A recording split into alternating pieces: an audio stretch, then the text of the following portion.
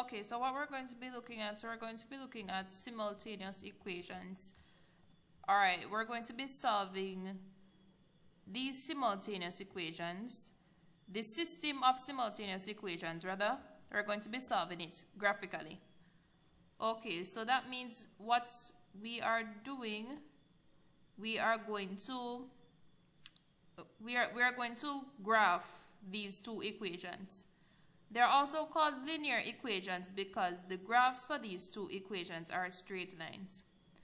Alright, so let's start with the first step for graphing your equation. Okay, so you're going to start by drawing what I call the XY table. This is going to be a table of values that gives you 2 points for each line that represents both of these equations or each equation. So you're going to do that by drawing a table with 3 columns and 2 rows. So I have 3 columns here. I'm going to split that into 2 rows. Alright, so one row, you're going to put X in one row. And you're going to put Y in the other row. Alright, what I like to do, I like to start by substituting. So to fill out my table, I'm going to substitute X is equal to 0. So I'm going to put 0 in this column. And I like to substitute Y is equal to 0. So you're going to put 0 in this column. Then what I'm going to do, I'm going to start with the first equation. So I'm going to start by substituting X is equal to 0 into the first equation, or equation 1.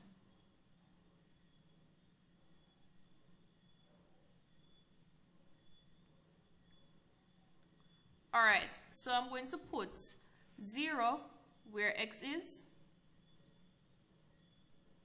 and I'm going to solve the equation. Okay, so we don't have to worry about getting rid of the 0 from this side by subtracting. All I have to do is, we already know that 0 plus any number is the same number.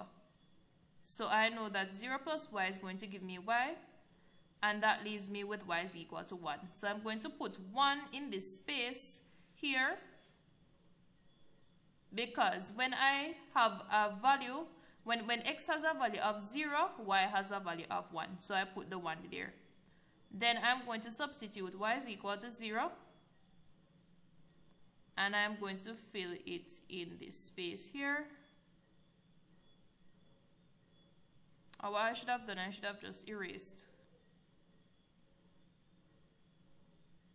Okay, so I'm going to substitute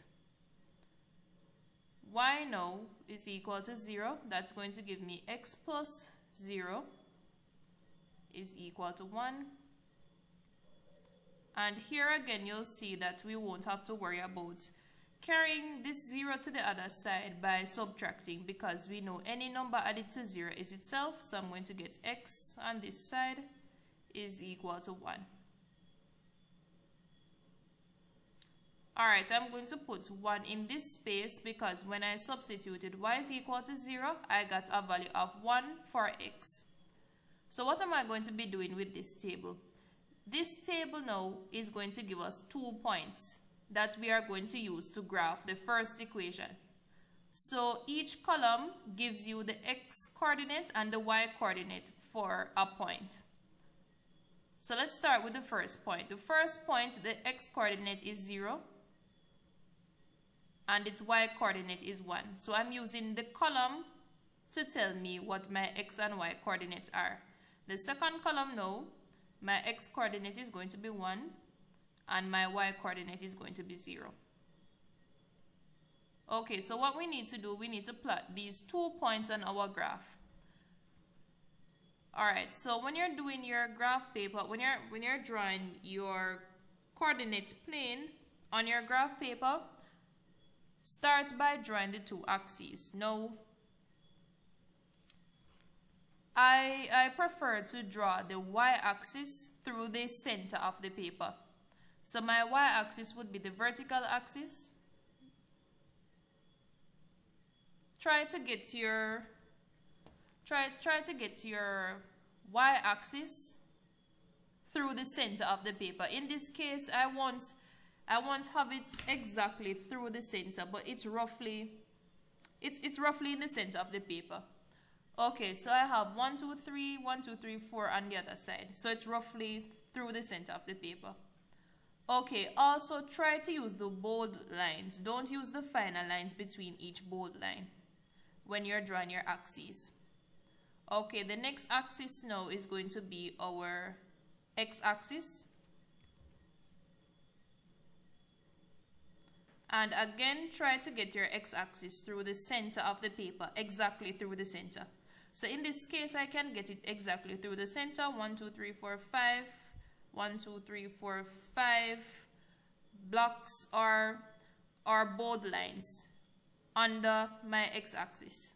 So I'm going to put x here to represent the x-axis.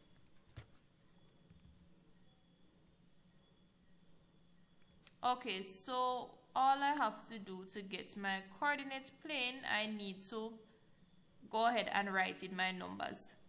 So we already know that where the two axes meet, our x and y axis, they have a point where they meet, and this point is called the origin. So I'm going to put 0 here to mark the origin.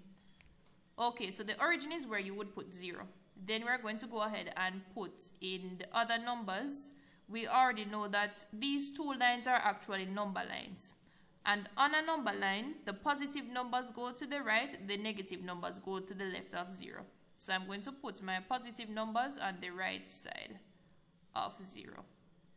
Okay, the scale that I'm using here is 1 unit to 1 centimeter on your graph paper. It's going to be 1 centimeter on your graph paper. Okay, so you'll see that it goes up by 1 each time.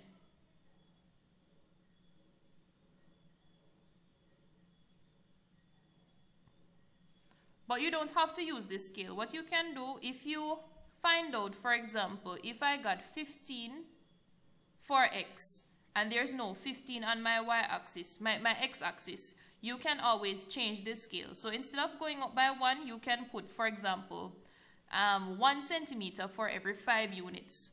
That means you're going to put 0, 5, 10, 15, 20. So it's going to go up by 20 each time.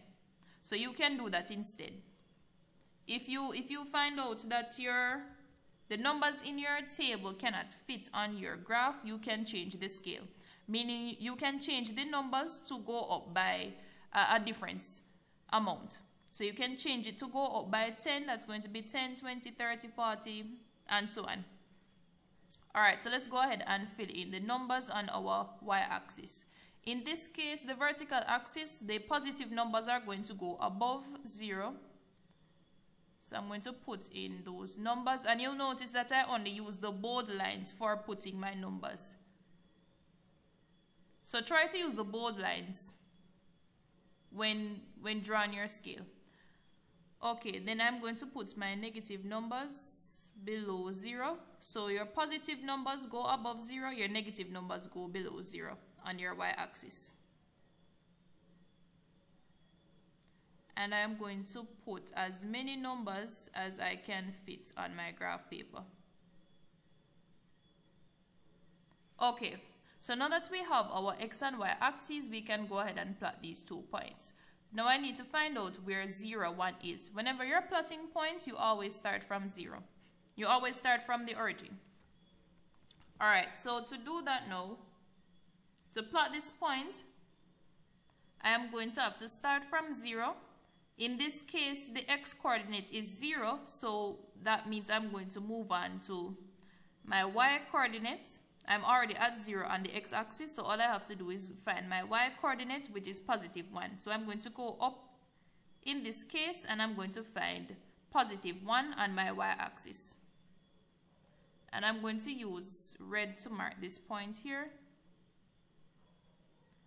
Next thing I'm going to do, I'm going to find the next point, 1, 0 on my graph. So to do that, we start from 0. and we always find the x-coordinate first. So you notice that I found the x-coordinate for the previous point, that was 0. After I found 0 on the x-axis, I went to the y-coordinate and found positive 1 on my y-axis. So we're going to be doing the same thing. We are going to find our x-coordinate first, that's going to be positive 1. And I'm going to be going to the right and stopping at positive 1 on my x-axis, and the y-coordinate is 0. So we're already at 0 on our y-axis. 0 is here on the y-axis, so all we have to do is plot our point here. Another way I like to say it is that whenever your x-coordinate is 0, your point is going to go on the y-axis itself. So you'll notice that the first point, the x-coordinate was 0, the point goes on the y-axis. When your y-coordinate is 0, you're going to plot your point on the x-axis. So you'll notice that the point 1, 0 would go on the x-axis. Okay, next thing you're going to do, you are going to draw a line now that passes through both points. So imagine that this is your ruler, and you're going to set your ruler in such a way that it passes through 2 points, through both points. Once you get your ruler to line up with the 2 points, you draw your line. Okay, you'll also notice that I drew my line as long as it can be drawn. So I draw it from one side of the graph paper to the other side. So don't draw your line. Don't stop midway on the graph paper. Draw it as long as you can get your line to be. Alright, so what we're going to be doing, once we've done that, we're going to be doing everything that we did previously. We're going to be doing that for the second equation. Alright, so I'm going to get a separate xy table.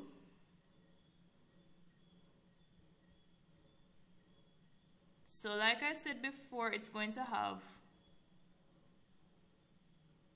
3 columns and 2 rows. Alright, so I'm going to be putting x in the first row. So we put x in the first row and y in the second row. And like we did before, we're going to be substituting 0 for x. So I'm going to put 0 in this column, and I'm going to put 0 in this column for y. And we substitute. But this time we're working with the second equation. So I'm going to be rewriting the second equation. And I am going to use substitution to fill in my table. Okay, so we are going to start by substituting x is equal to 0. And we solve. Okay, so you'll notice here that we have y minus 0. We won't have to be using the law of equations in this case to add 0 to both sides. That's not necessary because we already know 0 subtracted from a number is going to give you the same number. So 0 subtracted from y is going to give you y, and y is equal to 1. Okay, so I'm going to put 1 here because I substituted x is equal to 0. Then I'm going to be doing the same thing for y is equal to 0. So I'm just going to rewrite the equation. That's equation 2. I'm going to rewrite that, and I am going to be substituting y is equal to 0 this time. So I'm going to put 0 minus x is equal to 1. Okay, so 0 minus a number is going to give you that number, but it's going to be negative. So I'm going to get negative x is equal to 1. Okay, so remember, when you're solving equations, you want the variable to be on one side of the equation on its own. We want to isolate the variable. So in this case, we have a negative sign to get rid of. Now this is the same thing as negative 1x is equal to 1. Because we know when there is no coefficient in front of a variable, you can put a coefficient of 1. Okay, so how do I get rid of the negative 1 in front of this x? I know that I'm going to divide to get rid of a coefficient. We divide, and I'm going to be dividing by negative 1. So I'm going to cross that out. Using the law of equations, however, we know that anything I do to one side, I must do the same thing to the other side. So I'm going to divide by -1 here, and that will give me x is equal to -1 divided by +1 is going to give you -1. And I'm going to fill that in here because we just substituted y is equal to 0. So I'm going to put -1 in this column here. Alright, just like we did before, we're going to be plotting these 2 points. The first column, this gives me the x coordinate, this gives me the y coordinate. So the point now for this column is going to be 0, 1. The second column, I have an x coordinate of -1 and a y coordinate of 0. So I'm going to put -1 and 0. And we're going to go ahead and plot the points on our graph. Alright, so to plot the points, we know that we need to start from the origin. And I'm going to start by plotting 0, 1. So 0, 1 is going to be here. We already found that point, by the way. So 0, 1 is going to be here. And -1, 0 is going to be here. So I have -1, 0. And like we said before, since our point is on the, since our y coordinate is 0, that means our point is going to go on the x-axis. Whenever our x coordinate is 0, that means our point is going to go on the y-axis. So what I'm going to do, I'm going to go ahead and draw a line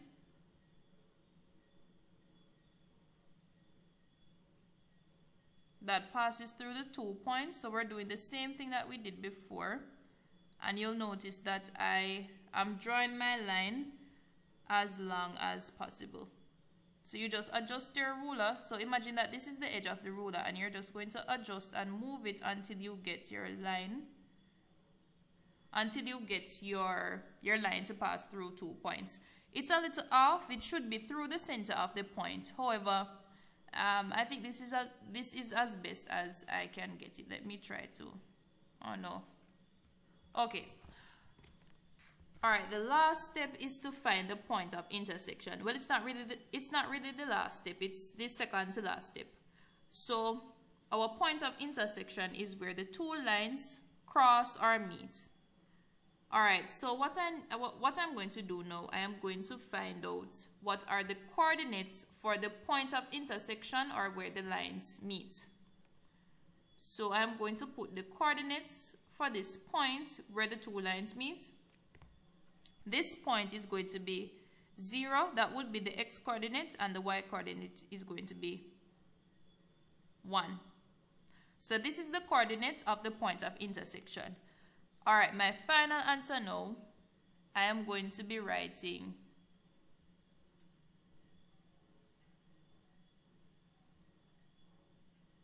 okay, so let me get rid of all of this and put my final answer. So in your final answer now, you are going to write the values for x and y. The x coordinate of the point of intersection is your value for x. So I'm going to put x is equal to 0. The y coordinate is the value for y, and that is 1 in this case. So this is our final answer. Our solution is going to be x is equal to 0 and y is equal to 1. Alright, so the last thing we need to do, we need to double check our answer. We need to see if this is actually our solution. So to do that, you're going to substitute these 2 values into both equations. Don't substitute it in only one equation, because we know that simultaneous equations, the values that I put in for both variables should be true for both equations. So I need to substitute these answers in both equations. So to do that, I'm going to go ahead and start with equation 1, and I'm going to substitute both values in the equation at the same time.